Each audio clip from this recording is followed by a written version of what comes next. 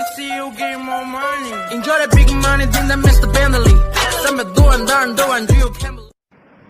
Hello everyone, ये बहुत लोगों का क्वेश्चन रहता है कि क्या हमें जिम करना चाहिए या क्या हमें योगा करना चाहिए।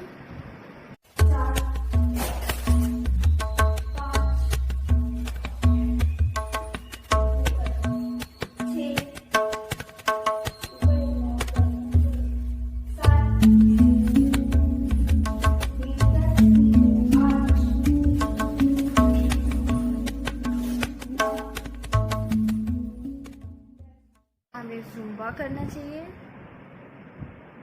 Bajo, a la cuenta de tres para arriba, a la cuenta de tres para abajo, para los lados para el centro, 1, 2, 3 para que siente el bajo, a la cuenta de tres para arriba, a la cuenta de tres para abajo, para los lados para el centro, 1, 2, 3 para que siente el bajo. Una latina super saiyajin que cuando lo mueve rompe el jean. Te doy mi casa y hasta mi bling bling porque tu cintura no tiene fin. Let's go, dime si no. हमें swimming करना चाहिए। क्या हमें dance exercise करना चाहिए। Dance exercise बोलते हैं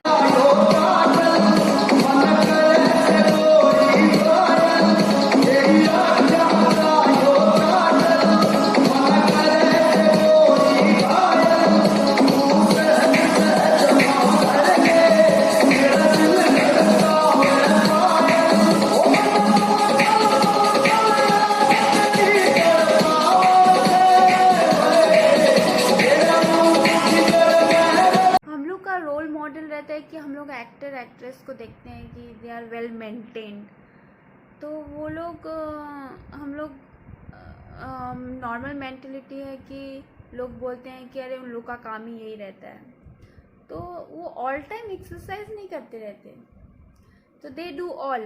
आप अगर वेट ट्रेनिंग करते हैं, जिम करते हैं, तो इसका मतलब ये नहीं है कि आपको रनिंग में वो स्ट्रेंथ आएगा।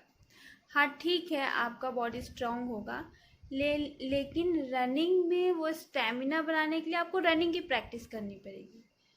तो थिंग इज़ दैट जैसे 3 डेज़ आप जिम कर रहे हैं, तो जिम कीजिए 3 डेज़ आप एरोबिक कीजिए, बाहर रनिंग कीजिए, जुम्बा कीजिए, या आप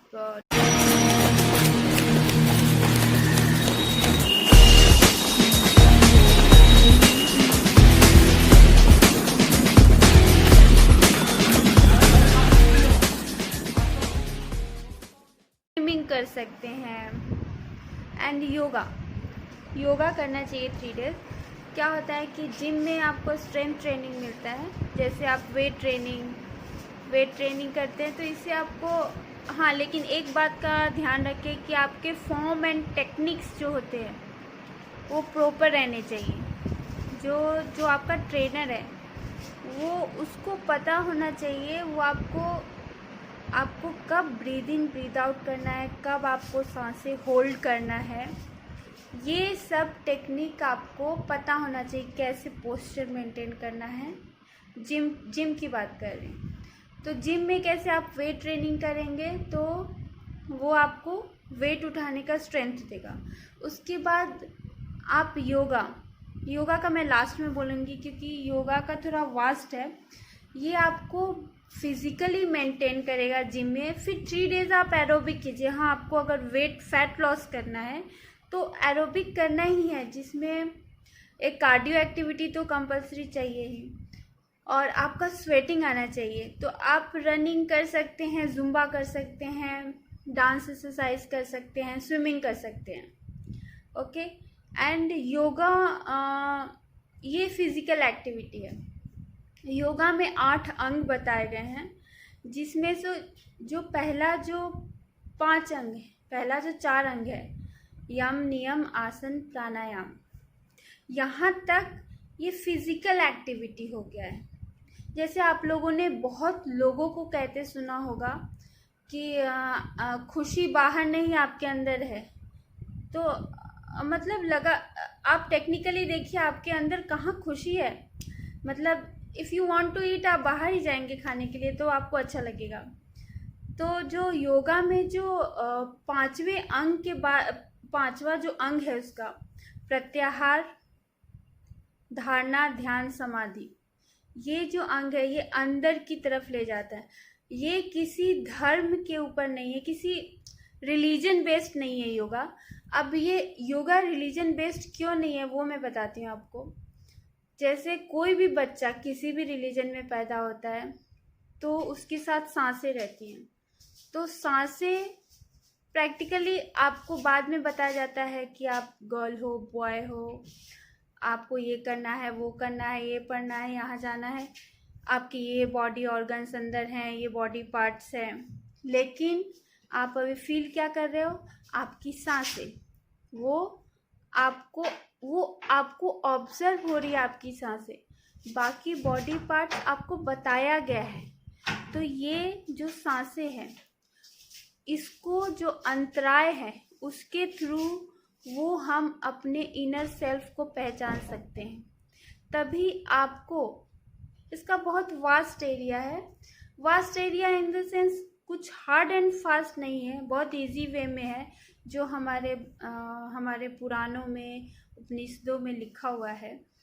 तो उसके थ्रू ही हमें अंदर का रास्ता मिलता है, जिसको आप मेडिटेशन बोल सकते हैं या कोई भी सांसों पे ध्यान रख के वो कर सकता है। तो जो योगा है, अगर आप प्राणायाम, आसन करते हैं तो अगेन ये physical activity just like gym, aerobic.